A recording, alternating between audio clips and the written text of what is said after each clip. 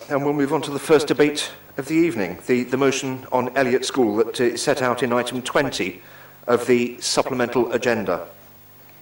I would also ask the Council to agree that this motion is debated concurrently with paragraph 1 of report number 2, which also relates to the Elliot School. I've received requests from Councillor Osborne and Councillor Mrs Tracy to speak for 10 minutes on this matter. Firstly, I will call on Councillors Osborne and Carpenter to move and second their motion. Thank you, Mr Mayor. I will move the resolution formally and reserve the right to sum up at the end, please.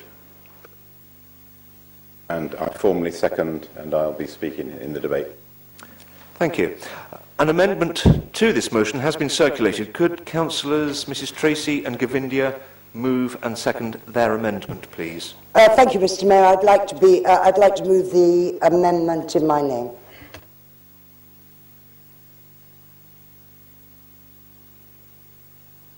I now call on the Leader of the Council to move reception of report number 2 and paragraph 1.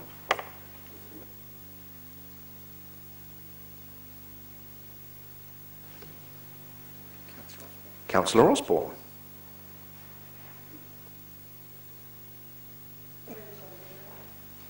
Mr Mayor, what would you like me to do? I've moved it formally, and I was going to sum up at the end.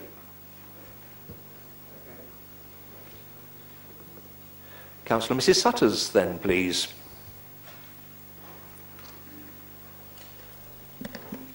Thank you very much, Mr Mayor. Well, I'm delighted to open the debate on the proposed regeneration of Roehampton and the regeneration of Elliot School. I intend to keep my comments to Elliot School because that is the part that I'm most familiar with and it is in my ward. The Council has faced some very public and hostile criticism of our plans in recent months, which has undermined the future aspirations of the school community, who are wholeheartedly behind the steps being taken to ensure their future. It should be remembered that the Council are the facilitators in this, and that the final decision on the way forward has for the most part been with the school. There are also some very encouraging signs that our local community are behind the vision that the school has, and I hope tonight to be able to spell out in more detail why I should think you should be behind it too.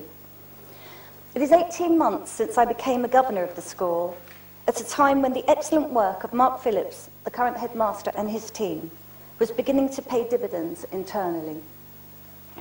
Yet rapidly improving academic results and overall standards of behaviour were not enough in themselves to convince the local community to stop their collective memory of a failing school with a troubled pupil base. Additionally, the condition of the buildings, the constant leaks in myriad places, and the sight of swathes of scaffolding from the roadside did little to increase its appeal. If that wasn't enough, pupils reported being freezing in winter and sweltering in summer. In fact, in winter, they wore their coats at the desks. Hardly an environment that many parents would aspire to have for their children if they had a choice. The result was that only a few families with intimate knowledge of the changes in train felt confident enough to elect it as the secondary school of choice. This despite the school's valiant efforts to market itself, and I've seen them do it. They've tried extremely hard. In the end, all the indicators suggested that recovery would be very slow, and the governors felt that more radical steps were needed to quicken the pace. For this reason, they began last year to explore opportunities to apply for academy status. And I don't want you to think for 1 minute that we took that decision lightly either. It was debated long and hard and well into the night, and the pros and cons were looked at every stage. Not everybody was on board from the beginning. But we have to turn to the fly in the ointment or the jewel in the crown, depending on whose viewpoint you take. And that has to be the building and its listed status. It has to be said that there are those in the architectural community who so cherish modernist buildings that they will always lobby for their preservation, regardless of cost, and particularly regardless of cost to the ordinary taxpayer. If you read the architectural press, and I know Councillor Hogg that you do so, you'll be only too familiar with the similar campaigns in other parts of London over recent years. Yet it seems to me to be important to us locally to remember something else. Regardless of the aesthetic appeal of the buildings or otherwise, or the architectural provenance of the buildings, They were built in a time when technological advancement was at hand and neither the materials nor the construction techniques employed had been tested for longevity and maintenance. As we now know, the useful life of many of these components was shorter than traditional build, and costs for replacing the fell components are exponential. Additionally, restoration cannot easily be done because of the way the buildings were put together, without either decanting to various parts of the building or taking temporary buildings or in fact whole school closure. No amount of yearly surveys, and I have read what you've put into your motion, or tinkering at the edges in the name of maintenance would have changed this situation. And educational budgets were never meant to be deployed for the wholesale restoration of a heritage feature at the expense of primary school places that are badly needed elsewhere in the borough. We'd be really criticised if we were just to take the money from the educational budgets. It is right that we recognise our duty to preserve the buildings given their heritage status, but it's equally correct that we must look for creative ways to fund the works, which is exactly what we're doing. So for the avoidance of doubt, I repeat the key messages I want to get over tonight. It was the governors, not the council, who interviewed academy providers, and the governors, not the council, who elected to go with ARC. We looked at several. The local community has endorsed this decision by showing an increased interest in places at the school. And this year, despite the planned move to temporary accommodation, the sixth form intake is higher in the lower sixth than the numbers leaving, and that is reversing a trend of previous years. The buildings are currently unsafe, as well as environmentally uncomfortable and expensive to run. The schedule of condition points to end-of-life failure of large components, and the school requires a capital injection of epic proportions, way beyond anything the educational budget could provide. The sale of the land will allow this. The predicted school roll of 1,200 in total for the new school doubles today's 600, and we do not need the amount of space allocated to the school or the grounds in order to comfortably accommodate the pupils. Elliot will remain endowed with open space, unlike other schools such as Granard and John Bosco in the area. Finally, the Could I ask you, Councillor Sutters, to wind up, please? Sorry, staff and pupils have been consulted, and it is to Wandsworth credit that we have taken the steps we have to get this far with a very creative solution. Thank you.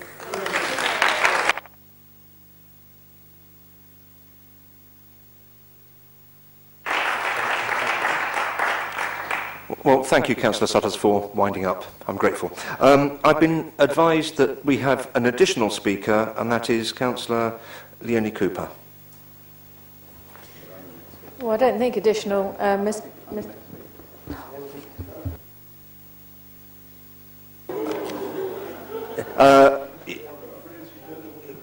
Councillor Carpenter, if you don't mind, I will go with my order that's been agreed by the whips.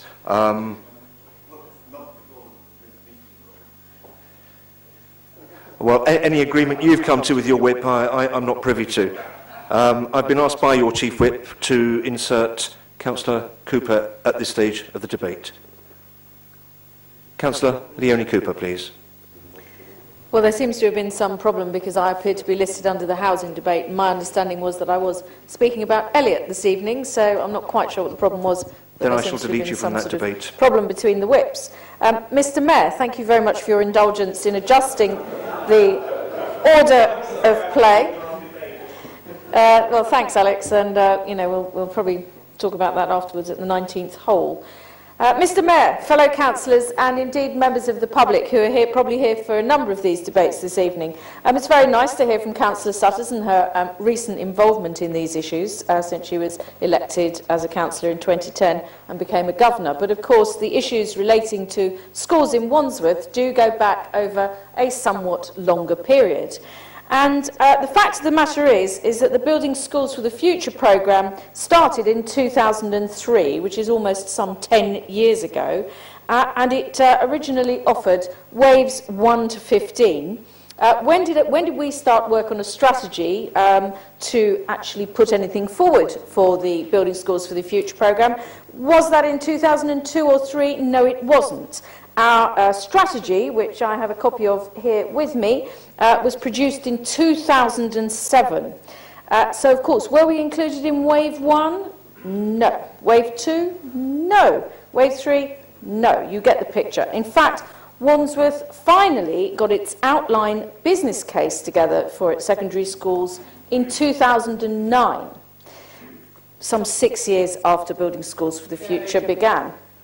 It's disgraceful that it took us so long, and it may now have needed you to come up with all these innovative statements, but if we'd actually taken a little bit more action at an earlier stage, perhaps not quite so much innovation would have been required.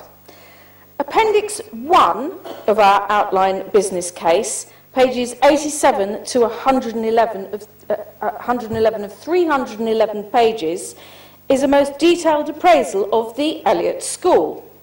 That's out of 311 completely wasted pages, showing an awful lot of time spent by officers on something that was frankly very late.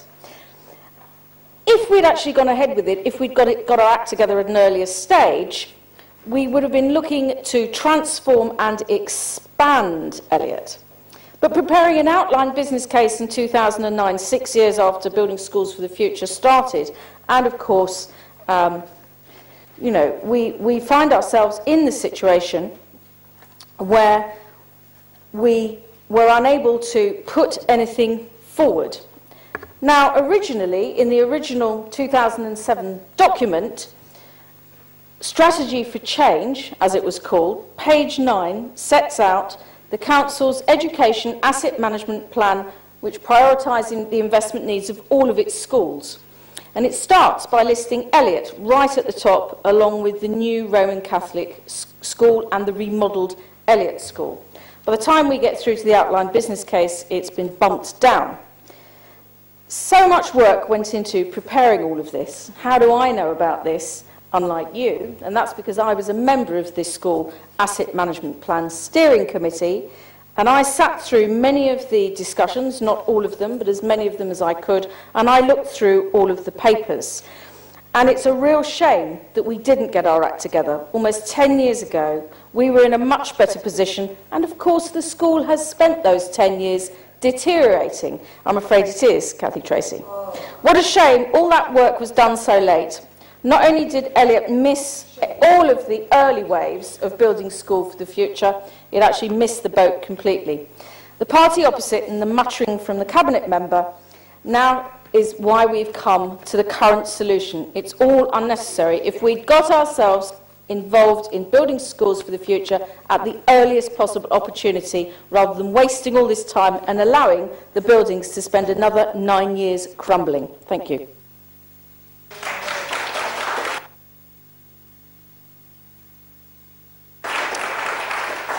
Thank you. Councillor Govindia. Thank you, Mr. Mayor. I think in the past, when colleagues on this side have tried to give new members of the Council a history lesson, Councillor Belton quite rightly has intervened and said that they've got the history wrong. I think that many of my colleagues will know that much of the history Councillor Cooper comes out is selective rereading of the history. Because if she makes such an eloquent speech this evening, if she had been fulfilling her role, we would have heard that eloquent speech over the years that she says that we did nothing about. If she thinks that young members of the council with 2 years' experience don't have a lesson to teach... personal explanation, if the leader would be prepared to give way in our new methodology. Well, after such politeness, how could I possibly refuse? Thank you very much. Mr. Mayor, I would obviously need to remind the leader that although I was a member of the Asset Management Plan Steering Committee from the late 1990s onwards until 2007, I wasn't actually elected as a councillor myself until 2006. I did raise these issues quite regularly in that body, but unfortunately I was not elected at that time, any more than Councillor Suttles was, so I'm afraid I was unable to raise them here. Thank you. Councillor Govindia. Mr. Mayor, it's only right that members of this council, however many years' service they have given, actually speak on an issue from their position and their knowledge. And I think it is a bit unfair and unreasonable of Councillor Leonie Cooper to upbraid Councillor Sutters. It just is wrong and it is not right. Councillor Sutters has, as a governor, a particular insight. It may not be as deep and it may not be as lengthy as Councillor Leonie Cooper's, but I think she has a valid contribution to make to this council, and she's made a good case altogether. I just want to turn to speak on the wider Roehampton issue, in which Elliot is, of course, a key part. We might not be in Roehampton Ward, but the young people in Roehampton Ward look to Elliot to provide the education that they seek. And at the moment, I am told that in September this year, only 17 of them are so inspired as to put their names down to go to Elliot. For a school that was built with capacity of over 2,000 pupils, there are only 17 wanting to go next year. That cannot be the right solution for a school that is there to provide a service and a facility for future generations. It is all very well to talk about the past glories of a school, but if it is not fit for purpose to deliver education to the children of today, if it's not good for the children of today and it does not inspire the children of tomorrow, then that school does need a serious solution, and what we are engaged in is to find a serious solution. Councillor Leonie Cooper is also wrong to try and talk about transform and expand a school. A school of 2,000 is no longer vogue. To expand a school of 2,000 would almost be a managerial nightmare, not only for the staff but everyone in there. Mr. Mayor, much as... Sorry, Councillor Givenley, I'm going to stop you there. Ladies and gentlemen of the gallery up there, I'm delighted to see you all here taking part in the democratic process. I'm afraid that part does not extend to interrupting the meeting. I'm glad you're here and you're witnessing what's going on at first hand, but please, could I ask you not to heckle, not to disrupt the meeting? I crave your indulgence.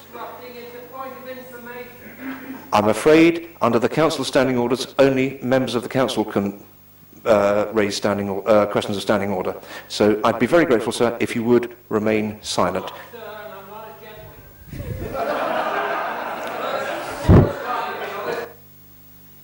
Well, in which case, I bow to your superior knowledge. Let us move on with the meeting, please. Councillor Govindia. Thank you, Mr. Mayor. Much has also been talked about the modern architecture, the national gem, and all of those things. But my view about heritage is that unless heritage earns its keep, it is actually not worth preserving something in Aspic at enormous cost to the public purse. That is my view, and I want to share that with my colleagues here. And I think it's a view that would be widely shared in the heritage industry as well. Because unless it is earning its keep, these buildings will not find a future use or a future love and affection in the generations to come. I was reading through the Battersea Society's magazine earlier today, and there is an interesting article about the Somerset Estate and Sparkbrook and Selworthy houses in there. Award-winning design, this, that, and the other. And in fact, the article goes that very soon after they were built, the heating bills were such, the insulation so poor, that in fact people switched off the heating devices in order to save on electricity. Mr. Mayor, what we are proposing for Elliot is a future that will give a worthy place for that school to provide a facility for the neighbourhood and the children in that area. Whilst we're doing that, we are also rebuilding Roehampton. We are providing aspiration to the young people and old in Roehampton. The Education Service and the Health and Wellbeing Board is committed to uplifting the poor health outcomes in the area and the poor education attainment. Side by side with it, we want to regenerate so that the Danebury Avenue area provides a focus of opportunity not only for people who live there, but the people who look at it and pass by saying that that is not for them. Of course, it is the village centre, and it is where people in Roehampton should find a number of their daily needs, and people should find jobs and opportunities in that area. Much of Roehampton is currently undergoing rejuvenation, and it is all to be welcomed. Elliot, when it is restored to its rightful place, providing proper and good quality education, good buildings supplementing the commitment and the drive of the head teacher and the staff, will be an asset to the local community, asset to this borough, and a worthy facility for young people of this borough.